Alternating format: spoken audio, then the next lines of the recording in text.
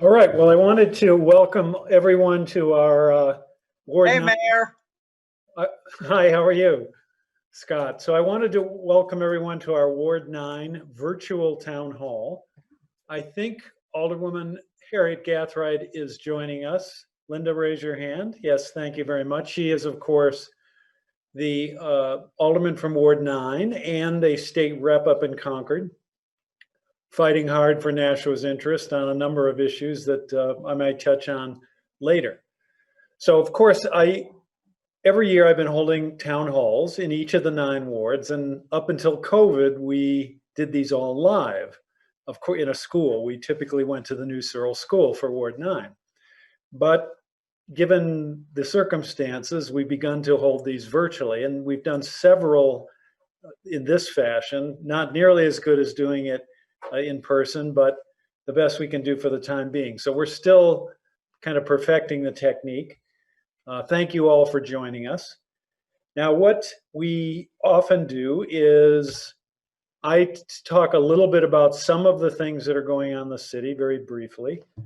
We have a few city people on here who can help discuss some of these issues as well. They're very involved in the day-to-day activities of the city.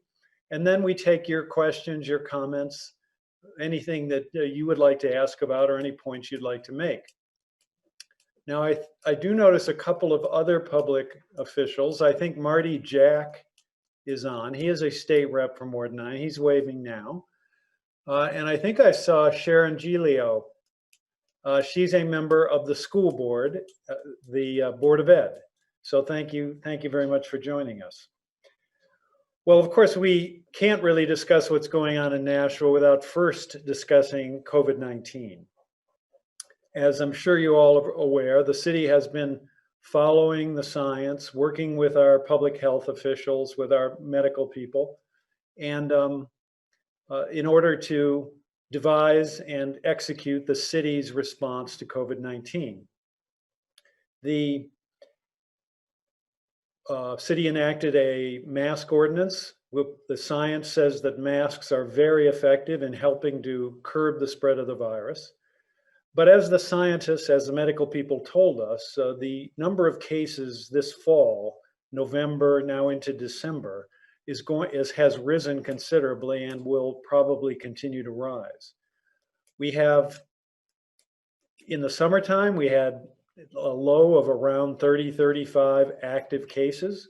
Right now, as of yesterday, we had 397 active cases in Nashville. Now, our public health department, our public health nurses do what's called contact tracing. They work with each of these positive patients, figure out who they've been in contact with as their symptoms arose, and then work with those contacts to make sure they quarantine, isolate themselves, get tested, so that they in turn do not, if they've caught the disease, they don't spread it to other people. Our public health department has been doing very, very good job throughout the entire many months that we've been involved here with COVID-19. We've been relatively lucky in Nashua. We have all worked together. I'm very proud of the way the community has responded. We've worked together. All of this, we can't visit our relatives, our friends as much. If we have family across the country, we can't see them. We wear the mask. We've all made a lot of sacrifices, but in doing so, we have definitely helped save lives and limit, to the extent possible, the spread of the virus.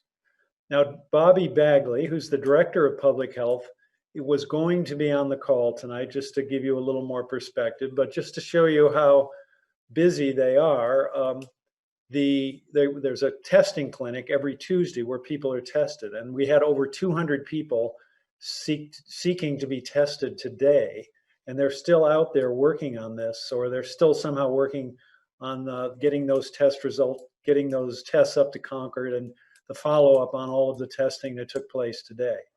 So thank you, Bobby. Unfortunately, maybe she'll join us later, but she apparently is not with us right now.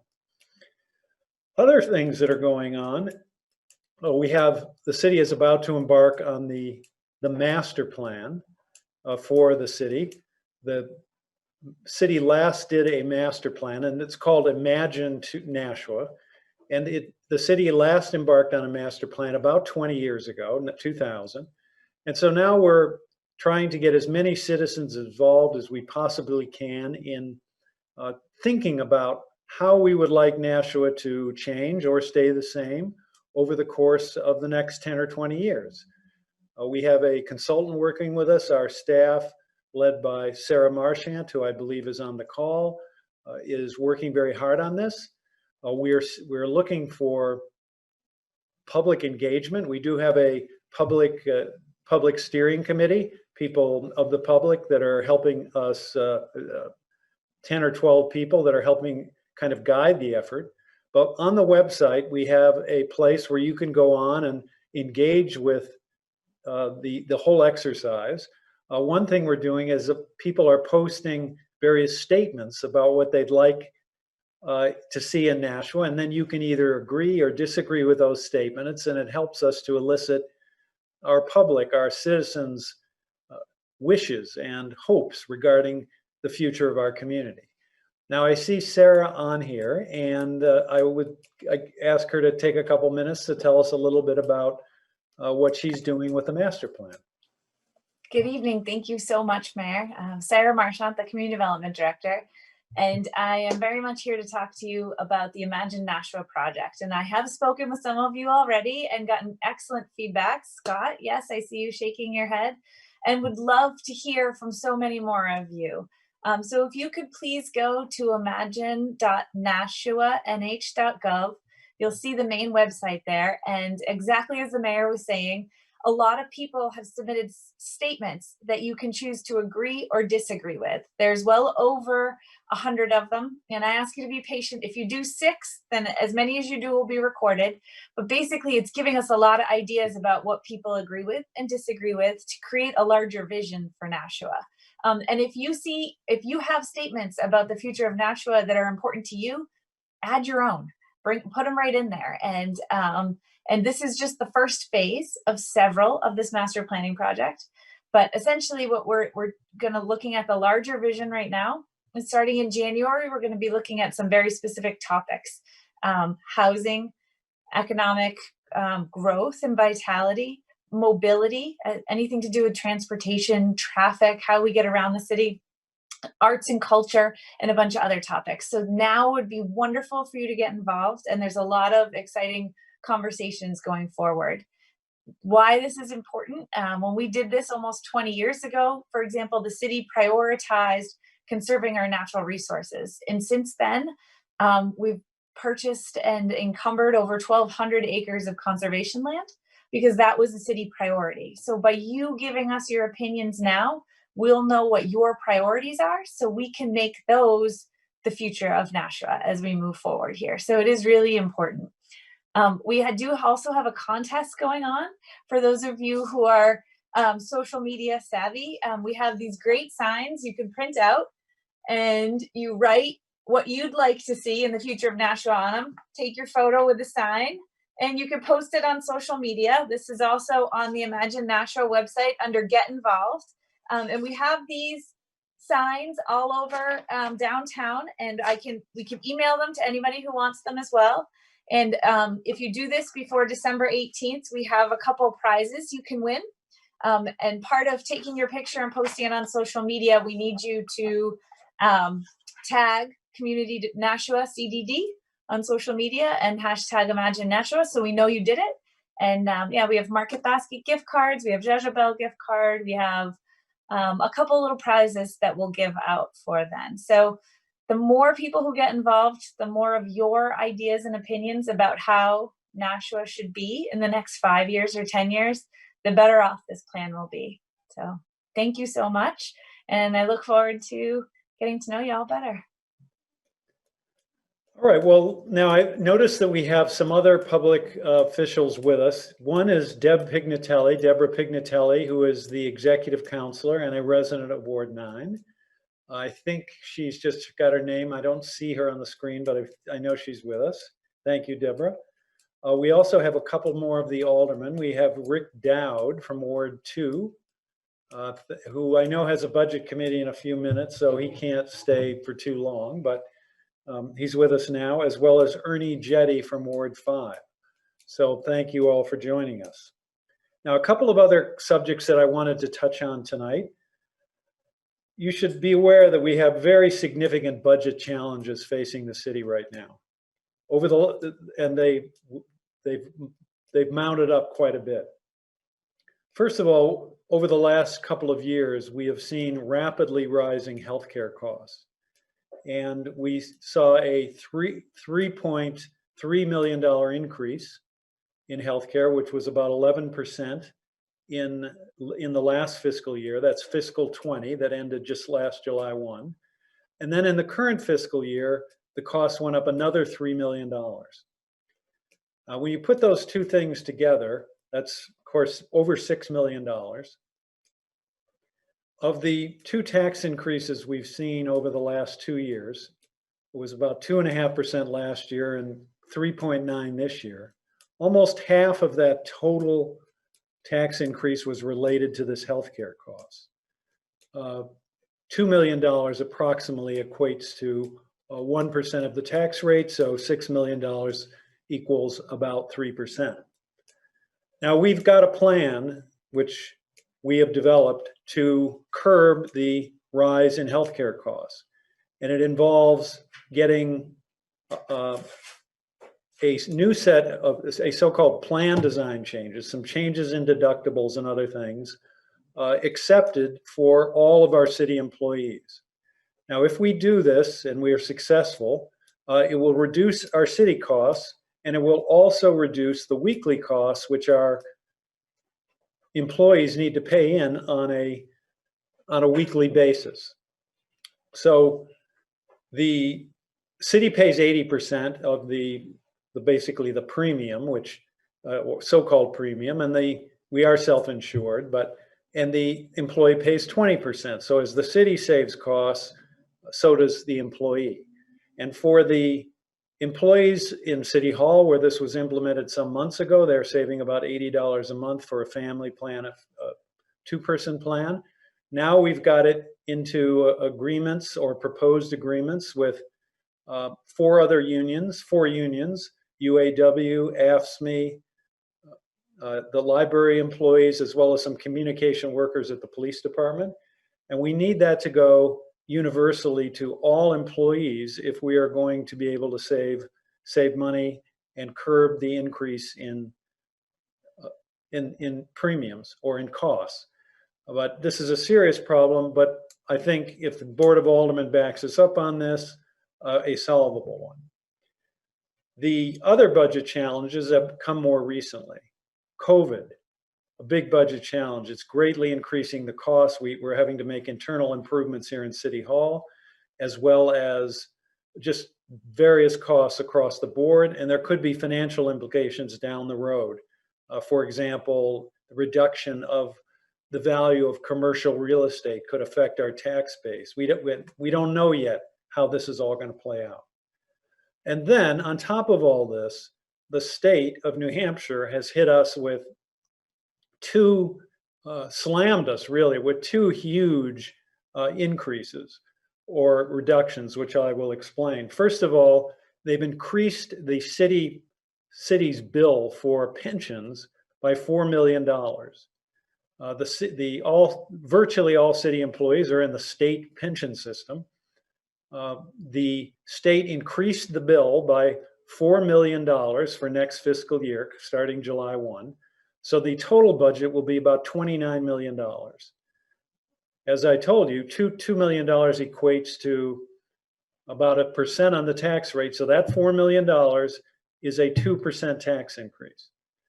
Then, within the last few weeks, the state informed the city that our education aid will be declining about $6 million, from about $38 million to about 32.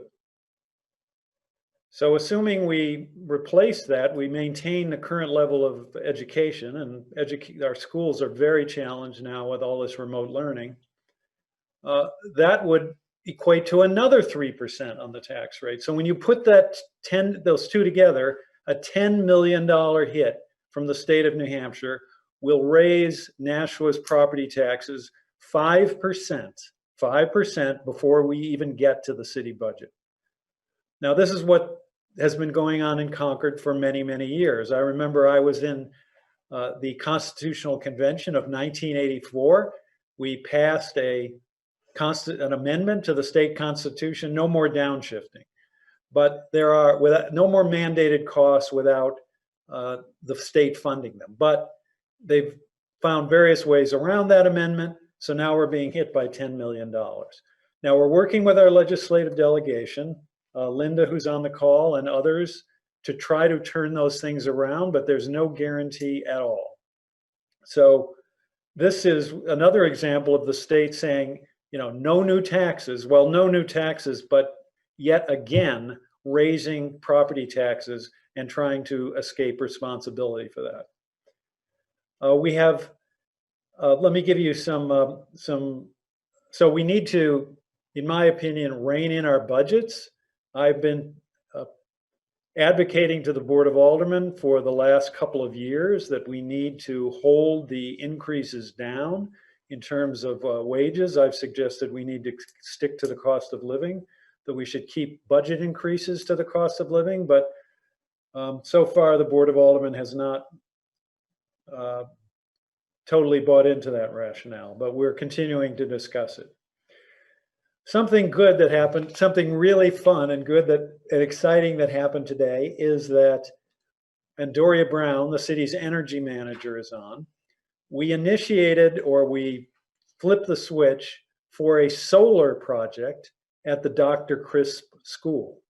At the same time, there's a solar project almost completed at the middle school, the Fairgrounds Middle School.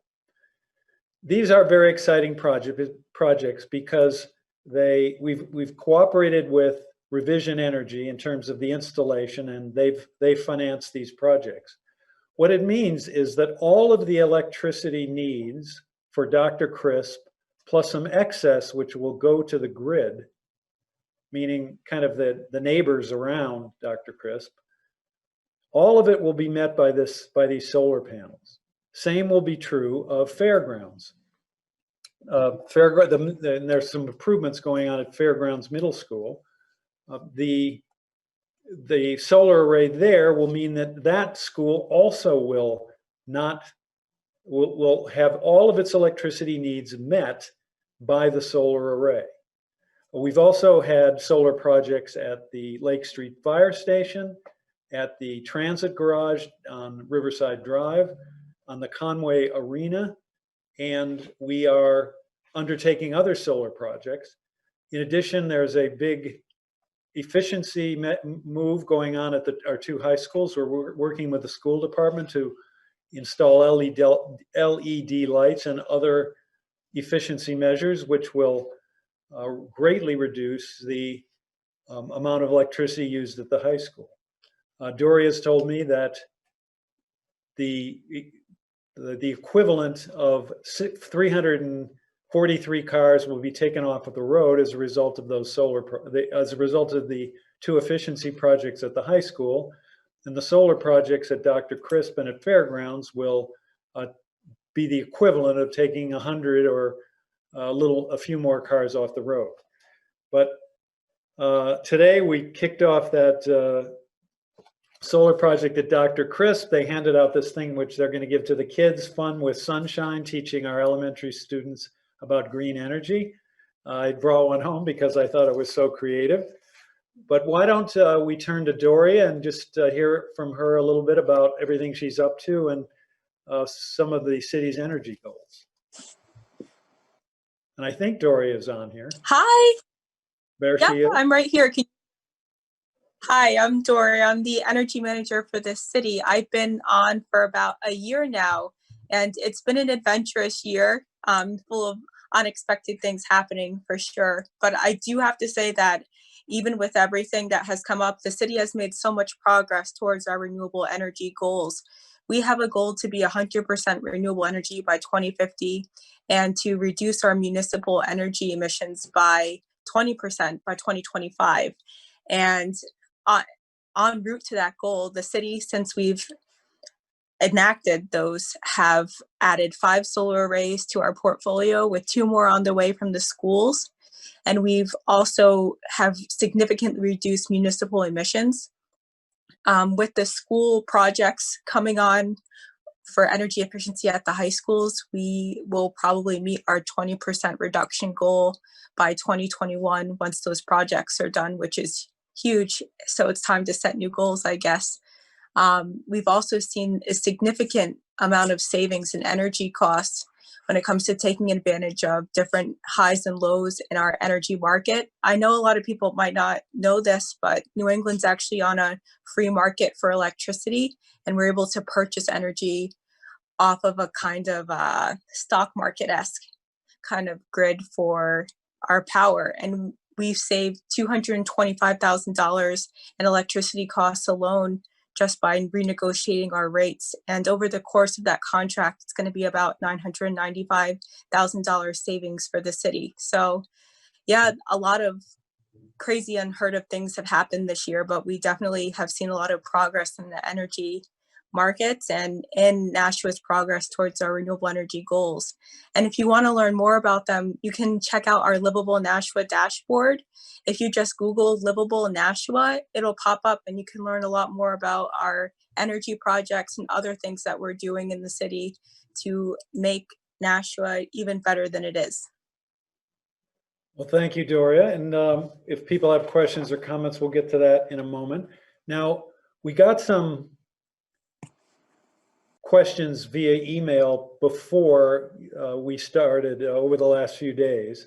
And one of them has to do with the new middle school. And is Rick Dowd still on? He might have gone to the budget meeting. Well, we got 2 questions from Mike Pignatelli, and maybe Sharon can tell us a little, but the question was, one of the questions was, from John Marshall. The question was, when will construction on the new middle school on Buck Meadow Road begin? Now, I don't know if Sharon wants to answer that or if she wants me to answer it. Well, I would have to pull out my notes from the last meeting on the middle school. So if you can answer it, that would be even better. Well, we expect that it will begin in the construction on the new school will begin in the spring of next year, 2021. Now, we are also, this is a citywide upgrade of our middle schools. So the work at Fairgrounds is nearly complete. There are improvements and some expansion going on at Fairgrounds. And then there will be work at Pennachuck, as well as, of course, the construction of the new school. The point here is to replace the aging 85, 90-year-old Elm Street Middle School and replace that, but also to equalize the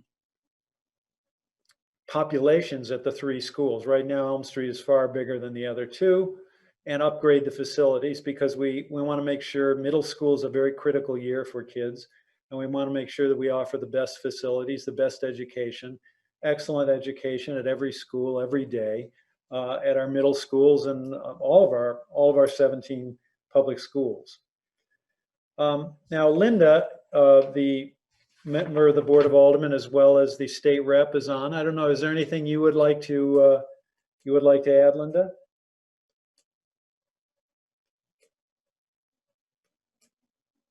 You're on mute if you do. I know. I just want to say hello to everyone.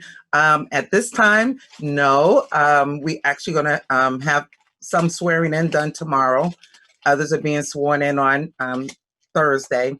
So we really haven't started to get down to the nitty gritty yet when it comes to the state. We've pretty much been on vacation for the last month or so since the election. And I'm sure you're having trouble with the remote, because the house is so big, you can't all meet together. Exactly. Those that are going tomorrow, it's going to be at UNH in their field. So it's an outdoor swearing. Outdoor, yeah. Yeah. Well, of course, that's been a big problem for the legislature. I was talking to Cindy Rosenwald today, who's the state senator. They're so small, 24 people, they can Yeah. meet in the House chamber, right? And they can be very socially distanced. Yeah, well, it's definitely going to be a problem with the House because we don't have the airflow that we really need. So I'm not sure what's going to happen there. Now, does anyone, I mean, there are some other pre-submitted questions we can get to, but at this point, does anybody on the call have any questions or comments about anything going on with the city? I would like Linda, if you can see, if you can get them to put some type of sign that says slow down when the person is crossing the road with the blinking lights, people don't stop. And Scott, now, where are this you is talking? Scott McCullough, where are you suggesting Yeah, that? where? The one right down here, the one you just fixed, Mayor. The one that blinks, The one near or New Searle School? the one near Harrisburg? TJ's Deli. TJ's Deli. And is that broken? No, it's not broken, but people won't stop because they see the lights and they don't stop. All And I right, was crossing the road several times. Okay. so we're taking notes on that. Yeah. And we will check that out. And maybe see if you can put a cop out on here on Northeastern, because that sign says 30. I've seen people go faster than 30 out here on Northeastern. Yeah, I'm sure they do. All across the I mean, town. we have speeding all over the place. So that is an area. Is there any particular time of day when you notice the speed? During the morning and during the afternoon, they're flying down this road. Like during I live in Ward 9. I live right off of Northeastern. 49 Congress Street. Oh, I thought you still live on Greenwood, I thought, or something. Nope. Nope. Now I Not live Congress. on my own at Congress Street. All right, well, we'll ask the police to check out Northeastern Boulevard. I'm sure it's, they're speeding everywhere, and I'm sure Northeastern is one of the prime ones. I would like to see if I'd like to have you guys send me a link when you guys do the Board of Aldermen meeting. I'd love to sit in and listen to what you guys say on the meeting. Well, you can watch it on Channel 16. Yes, I heard you guys do it on Zoom, but if somebody can send me like an email with the website and how to register And to watch the meeting. we would need your email address. Can you can give Cheryl your email address and we'll do that. We'll take care of it. All right. Anybody else have comments or questions or yes, Jetta, right? I think I saw All Jetta right. there. Hi, Jetta. You're muted. You're muted. Better? Yes. Yes. Okay. So I have a couple questions. The first one, because the budget is so tight, the last time we met, we talked about the expense of recycling Yes. to the city of Nashua. So I think last time you quoted 600,000, 800,000, it was costing the city to recycle and nothing was really being recycled because there was no market for it. Is that something that the city could perhaps look at discontinuing in order to save money? Well, most of the material is being, we've met with the organization, the company we have under contract for this, who takes the recycling away, and their name is Casella, and they're from Boston. They've told us that most of the material ultimately does get recycled. However, glass really does not get recycled. There is no market for glass at all. The markets, as you've already suggested, are much weaker than they used to be for all materials because the volume of recycling is great and because China has stopped taking recycling. But there's nothing on glass. So what Casella recommends is that really you just throw your glass into the garbage. Now we have been able to, though, work with them regarding the glass. So what we've done is we have modified our contract, our arrangement with them so that they ship us glass because they do get a lot and they crunch it up. they ship us broken glass, ground up glass, and they pay us $15 a ton to take it. Now that is used as cover material in the landfill. So we can reuse the glass in that fashion. We get paid a little bit of money. Now, as you've suggested, the cost of recycling has gone up a lot, in the sense that a few years ago, you know, when recycling first started, I actually started recycling when I was mayor before, we actually got paid for recycling materials. Then the market weakened, and so it was basically running free. You know, we would, Casella or someone else would come and pick it up. We wouldn't get any money for it, but they would take it away. Then beginning nearly 2 years ago, the market collapsed because of China's activity, or the market weakened a lot. So we began to have, so we went from basically $0 or $1 a ton to get rid of it to $80 a ton. And that increased the city's cost to about $500,000 a year to dispose of the recycling. Now, on this glass exchange, we make about 100,000. So that offsets about 100,000 of the 500. But the city is paying out about 500,000, about 400,000 a year to dispose of recycled material. I mean, my take is that people in the city are very committed to recycling, that it would be very disappointing to many if we were to, you know, stop recycling. If the costs escalated much, you know, a lot more, maybe that's something we'd have to consider, but no, at least right now, I'd say no one is pushing the idea of, at least none of the, you know, no one in the landfill, no one in public works, or certainly the public officials are pushing the idea of stopping the recycling. I just think that perhaps if more people knew what it was costing the city, they would be more interested in learning how to cut costs, or even look at the program as a whole. But Well, that certainly one thing that's clear is that it is not worth recycling the glass. okay. So, it is not being recycled. It just costs money to dispose of. So to the extent that you've got glass, I would put that in the garbage. And that's Okay, what Casella has recommended. Plus, they pointed out that, you know, they have an automated separation process. So we have a single stream recycling. Right. And they have an automated separation process. So down at a plant down in Boston, they separate glass from cardboard, from paper, etc., and from aluminum, which is the most valuable of it.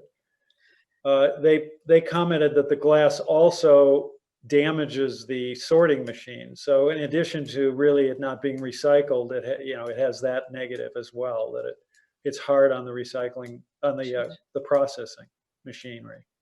I just want to bring up just two more quick things, Sure. and you don't have to even comment on them, but with regard to the city cost for employees, if you cut the wages, if you hold the wages too close, it's that you're going to lose good employees. Just my opinion. Right now, even when it comes to substitutes, we're paying much less than surrounding areas. So I wouldn't be so quick to hold back on wages. And also, as far as the health insurance goes, I know there's some state reps on here. The insurance commission for the state of New Hampshire is the one that allows the rates to be set. And we really need to take a look at why they're allowing such high rates, and additionally, why they're not bringing more business into the state with regard to insurance companies selling products. No, the city does not buy insurance. So we are self-insuring. I understand. So the way that, so we pay kind of a small amount compared to the entire amount we're spending. That's about $1 million out of the 40 or 50 million we spend on healthcare altogether.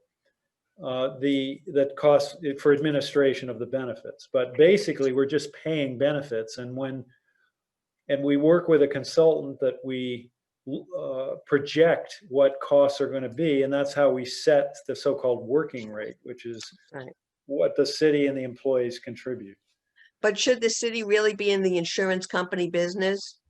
Well, we've been self-insured for a long time. So is Manchester. And the reason is that we don't, in the end, it's cheaper than paying a company because we don't pay anybody, the profit. We're saving millions of dollars a year by being self-insured. If we were out there buying insurance policies, we'd have to spend a lot more. Okay. And one more thing quickly, this is every time we meet, the park down on Harris Road, adjacent to the ball field. There's a little tiny park off Harris Road. That is in such disrepair, it's disgusting. And Yeah. every time I bring it up, Nick says, oh, we're going to get to it. But instead they do improvements in Roby Park and other areas of the city. It's like we're the redheaded stepchild of the It's St. city. I'd like, St. Andrews. Well, it's next on the list. It is It next is. on. It's next. I know. it's been next on the list forever. No. Now, a lot of the improvements at Roby are actually paid for by a private donor. Mm, There's a family that pays right. has paid for all that stuff you see there. Now, Mark Thornton, I know has a question. I think you've had your hand up. Good evening, Mr. Mayor. Thank you for having us, and thank you for doing this. We've always been very grateful for that. I did send you an email yesterday regarding a whole series of COVID questions, and I'm not sure that you're prepared this evening to answer them. They were fairly detailed, but it basically surrounded the nature of the distribution of the vaccine when it is in fact available. And if you can't comment on it this evening, that's fine. But I just wanted to see if you were perhaps ready to answer any of those. Now, I didn't see the email, but in terms of distribution, we meet with the hospitals periodically to talk about the distribution. We, of course, though, will have to be guided by the state of New Hampshire in terms of how that happens. Expect that the vaccine may come through the state of New Hampshire, and there will be prioritization as to who gets the vaccine earliest. First will be healthcare workers and first responders, then people who are elderly, nursing homes particularly, and then on down a priority list. But certainly, I wish the federal government were more involved in creating a very detailed plan as to how distribution will take place. But we are, certainly talking about this issue and hoping to work closely with the state of New Hampshire in making sure that all the vaccine we can get is properly distributed. I know that my email to you actually was forwarded, I think, to Bobby Bagley, who did reach out to me yesterday in order to discuss it, but I couldn't answer the call right away.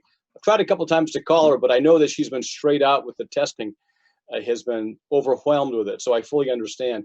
But they were fairly detailed questions, particularly about just how the vaccine was going to. By the way, the state has had sign off from the appropriate federal agencies with respect to the distribution plan. I'm not sure how far that's drilled down into the cities, though. And so with respect to that, one of the things I was most concerned about was how we were going to ensure that those people who are working directly with those with developmental disabilities or mental health folks are going to be prioritized. The direct service providers, who are often not thought of as the frontline workers, but in fact they are, because they're working in group homes or having to call directly with families in the community. So they are very much exposed and at risk as much as anyone who is working in the hospital sector. So I think you're right. I think that's a good thought, a valid thought. I mean, I know that in talking with some of our special ed people at the schools, special ed students are particularly vulnerable because many special ed students have underlying health problems that could make them much more vulnerable to serious COVID cases. So you're right that we need to talk about making the people who work with developmentally disabled people priorities, as well as the population of disabled people as well. You're absolutely right, Mr. Mayor. And just to underscore that point, I know that Harvard came out with a study recently that indicated that those with Down syndrome are at significantly higher risk, largely because of the congenital heart defects that normally accompany it. So I think that there's an issue of people here in the community that certainly, I know we have over 3,000 that we service through Gateway's community services. There's a lot of people around who sometimes fall underneath the radar because we're not quite that visible. But I'll mention that now, and I'll resend the questions to you for your perusal at your convenience. All right, thank you. And I'm sure I will. We'll make sure Bobby gets back to you. Oh, no rush on that. She's straight out when at her convenience. I'm here. I'm here. Thank you very much. The testing and the contact tracing is what takes up all the time. The contact tracing is, I mean, we have, as I mentioned, over 400 contacts now, and it's very difficult to follow 400 people. Oh yeah. So there's a periodic call that goes to them and to check on their status. And so yes, you're right. The public health nurses are straight out for sure. Thank you again. All right. Does anybody else have thoughts or questions? Will there be a cost to this? Because I've heard you have to pay out of your own pocket. And I live on my own, and I don't want to pay out of my pocket for this vaccine. Well, we will, that's something, of course, that we will have to talk with the state about. My expectation is that some people will get it for free, maybe everyone, but certainly those who need it and who can't pay. Does anybody else have questions, comments? Well, here's a question. Mike Pignatelli asked about the recycling, which Jed already asked. His question is, shouldn't our schools be opening? Now, Sharon, I think, has some thoughts on that, I assume. I know the principals came forward with a plan that seemed like it finally got everyone on the same page, so to speak. That's true. Just last night at our Board of Ed meeting, we did approve the recommendation of a calendar from the principals, which basically has us going remote until January 19th. And then each week we're going to add more grades into the hybrid model, including students from the middle schools and the high schools, going through the month of January into February. So we're looking at that, but we're very wary of the numbers, and we're in close contact with Bobby Bagley all the time. These past few weeks have been difficult, but we're always hoping that there will be a point soon when we can have more children in the school and not fewer. We just have to watch the numbers with the virus. Well, as I reviewed the principal's plan, they are bringing kids back after the first of the year gradually, and even up and through the middle and the high schools. I know I'm part of a Bloomberg leadership program for mayors, and they have some very good people, and they've been talking about how the risk to young kids, primary grades, is low, and that their likelihood of transmitting the disease is also low. So, and that they follow directions and they wear masks very well. They're pretty obedient. And so they're saying that that is a lower risk population to bring back. Now, but I got a text from Bobby Bagley. She says we did 240 tests today. That is a high. We were testing even a few weeks ago. It's more like 100, 120 people in a testing afternoon. She says there were 95 walk-ups, meaning 95 people came in without cars. And this part is interesting, and I'm not sure this is good. They did 45 rapid tests, meaning they get the results right away, and 14 of those were positive. So that is a very high percentage of positives, at least among those 45. I mean, over the summer, we were getting less than 2% positives. On the test as a whole, that's run up to about 6 to 7% in Nashville. at, you know, the high point, New York was at like 25, South Dakota was at like 40% positive. But they're among the small group of rapid tests, you know, that's a very high percentage. So we can tell that this is spreading around. There's no question that of course, everybody wants very much to get together with their family during the holidays.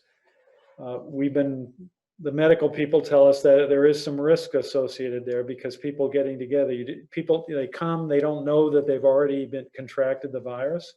I've already heard of at least a couple of cases where people have gotten the virus from a family gathering. One was the babysitter for one of the people who works at City Hall. And there was another one. So you got to be careful even about family gatherings until the vaccine is really taken hold. My wife and I have both had COVID, so went pretty well for me, but she has some still side effects. Any other, and I just got it, you know, just someone came to a meeting whose daughter had tested, but the result hadn't come back. And it was a very small meeting, like 4 people. I got COVID and a couple other people did not, but one of the people at the meeting whose daughter tested positive, then I did, then my wife tested positive. So it can sneak in very unexpected ways. How about anyone else? Any other questions or comments? Tina Ruanella, are you on the call? I don't know if you're on the call. She submitted some written questions. Is Tina here? Yes, I'm here. You want to ask the questions or you want me to kind of paraphrase what you asked? You can paraphrase it. Tina has come up with some interesting ideas, kind of why or suggesting that the city should do more to provide outlets for people to take advantage of outside activities during the wintertime. Bonfires or gas fireplaces in maybe some of the parks, more tables so people could eat outside when the weather is suitable, music at Greeley Park, food trucks in parking lots on certain days and nights. We would love to get food trucks. And asking about donations of tables and chairs where people could sit, etc. I think we should try to follow up on some of these ideas. You're right. It would help if people had outside activities because we know the risk of spread there is very low. And yet people would be able to get together with others, with family members and the like. As you might know, Nick Caggiano, who is head of Parks and Recreation, retired, and we're searching for a replacement. That could be a factor here. Now, in terms of the food trucks, we would love to get food trucks, but they will only come if you can guarantee them a certain amount of business. So when we run the food truck festival at Holman in the fall, which is not going to take place this year, but has for some years previous, we guarantee a crowd and they come and they do well enough. But unless you can pretty much guarantee that they're going to have a very good crowd, you can't get the food trucks to come. But it'd be great to have a food truck area or something like that, a food truck that would set up in some place and where we could go and get whatever food is offered. But I'm going to definitely talk to Public Works, Park Rec about some of these ideas and see if they can follow up on some of it. So thank you, Tina. Oh, thank you. Was there anything that I left out? No, those are just a couple things that I thought of offhand. I can't think of anything, but like on a nice day like today, I always think, oh, I want takeout, but I don't want to come home. I want to go somewhere different. Some of the outdoor dining this summer. Yes. As you know, we closed the travel lanes, 2 travel lanes in Main Street.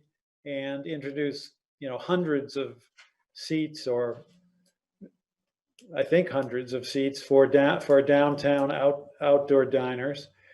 And that went extremely well. The restaurants, one restaurateur said he thinks we saved a lot of restaurants by taking quick action early in the spring.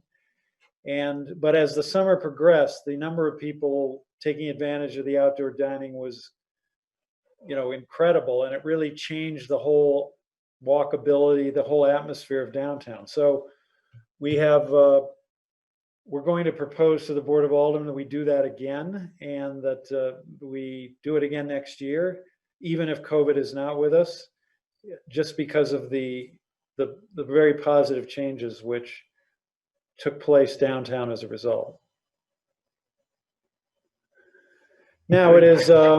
Outdoor dining was excellent on Main Street. Thank you. Yes, it was. I remember just sitting outside with my wife. It was sort of like a feeling of real happiness that was hard to come by during the COVID period. So I think people did really enjoy it. We are trying to get more downtown residents. I mean, that's definitely a priority. I said when I was elected that my goal was to get 500 units of downtown housing during the first 4 years, which we did, but we are seeking more. We're trying to expand, redevelop Bronstein, guaranteeing the people that are there with the same or better units, and then adding units there. And then there's a project that may take place, likely to take place on School Street, because we need downtown residents to patronize the small businesses downtown.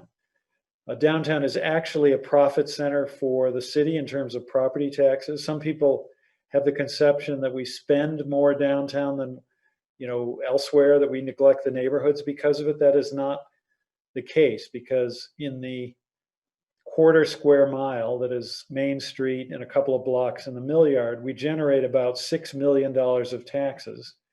Yet really the level of service is low. We don't do garbage collection. It's all commercial. Very few school kids in that area of the city. And so this is to use a commercial phrase, it is a profit center. We generate taxes there that will help to subsidize services throughout the city.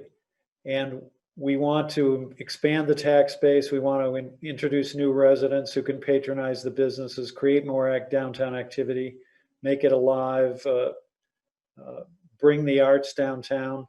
We have a Riverfront master plan, which we're beginning to implement to really take advantage of a very beautiful natural asset after which the city is named. If you think about it, and we don't think of ourselves this way, but we are really a river city. That's how Nashville was founded.